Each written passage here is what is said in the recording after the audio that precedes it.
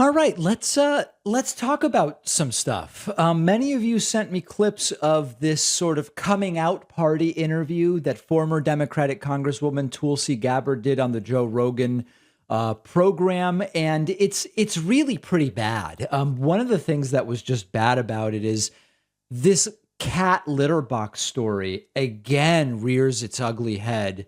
This is a story that has been repeated so many times now about a teacher who installed a litter box for a student who identifies as a cat. And it's like, we're still telling this debunked story? Listen to this. There's kids, ready for this?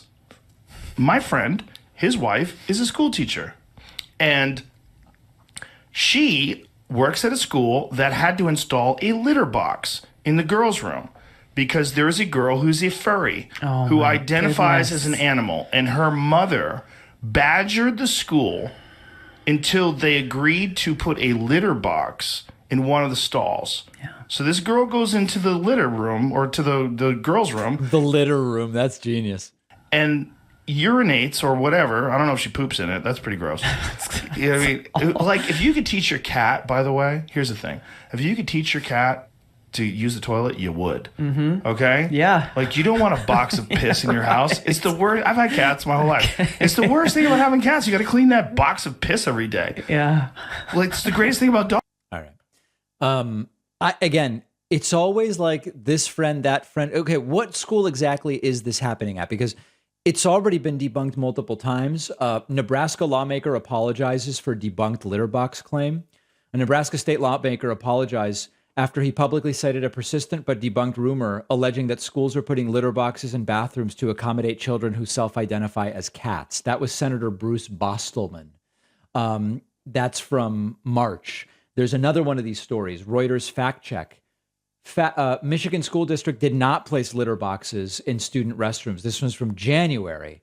Social media users are sharing a video of a Midland Public School Board of Education meeting where a community member says litter boxes are in bathrooms for students who identify as furries, and that's also not true. How could anyone really still believe this at this point? Then they get into a conversation about DeSantis, and the sort of slippery thing about Tulsi is everything is always couched sort of like, we got to escape the two-party system, the duopoly, it's not working.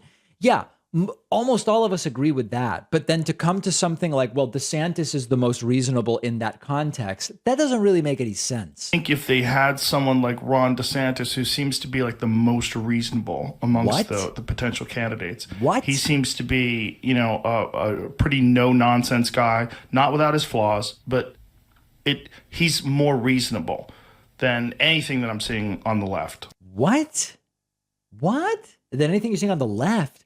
Listen, just in a sort of totally banal and milquetoast way, how is DeSantis more reasonable than just like Josh Shapiro in Pennsylvania? I mean, he's too reasonable. It's too milquetoast.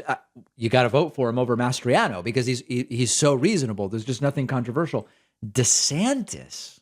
Yeah. At least with the way he handled COVID. Yeah.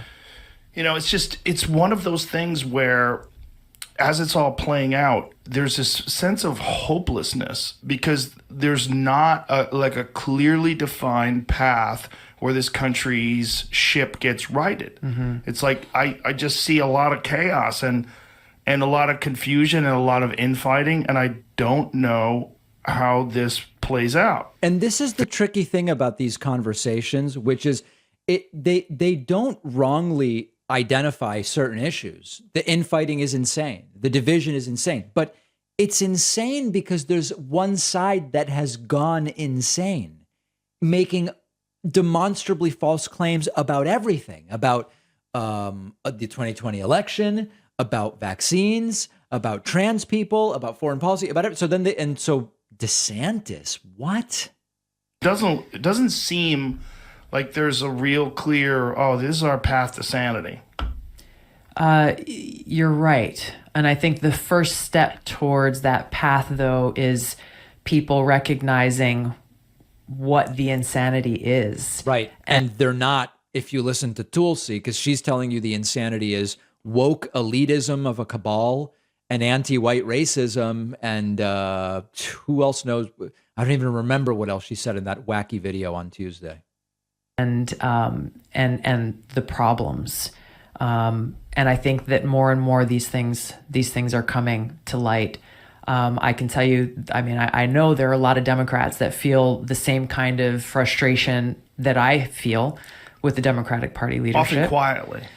Yes. Yeah, there's a lot of quiet disagreement where people Right. are just like, I'm not voting for Trump, but Right. what the are we doing? Right. And There's a lot I of think that. there's that in the Republican Party as well. Yeah. And so I think that creates opportunity. So quite literally now, the epitome of the enlightened centrist. And then just lastly on this, talking about the Russian invasion of Ukraine.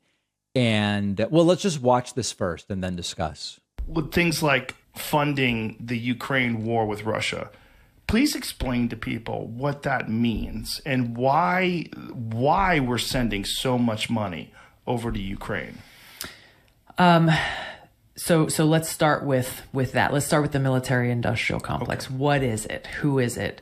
It is these massive defense corporations who make all these different weapon systems, from the smallest to the most powerful nuclear weapons and missiles. So Tulsi goes down the road of military industrial complex. Now, there's no greater critic of the military industrial complex than me. But what you have to understand here is that this isn't really the issue when it comes specifically to Ukraine. You could have a general conversation and say, should we be doing foreign aid? Should we be doing foreign aid with weaponry? If so, what types of countries should we support or not? But the focus now, when it's like, listen, the Ukrainians are the victims of an act of aggression by Putin, and they are trying to defend their country. And that's why with Ukraine, we are sending stuff that we already have, and other countries are doing the same. But to make it all of a sudden about the military industrial complex now with Ukraine really misses the point of that particular engagement. And again, it's not about, oh, Tulsi's a Russian agent or whatever. No, it's not about that. This is exactly the ideology that plays right into Putin's hands, which is he's the guy doing the war of aggression. And the focus becomes, why are we sending anything to Ukraine, even though it's pennies? It's a drop in the bucket, what is being sent to Ukraine. And they are genuinely trying to defend themselves. So all the normal stuff from Tulsi on the Rogan program, and it is very disappointing. As many of you know, I am fascinated by cons and scams and multi-level marketing and all of this different stuff. I recently saw Inside the Mind of a Con Artist on Curiosity Stream. It's 6 episodes, and it was excellent. I don't think I would have discovered it were it not for our sponsor, Curiosity Stream. Curiosity Stream has all the newest and best documentary films. They've got the big titles from the well-known filmmakers. They've got valuable independent films, tons of original content that you can't find anywhere else.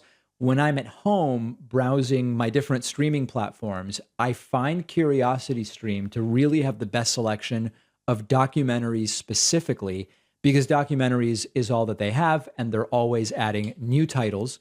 My audience gets access to Curiosity Stream's entire library of documentaries for just $15 a year. That's 25% off. Go to curiositystream.com/Pacman or use the code Pacman. The link is down below.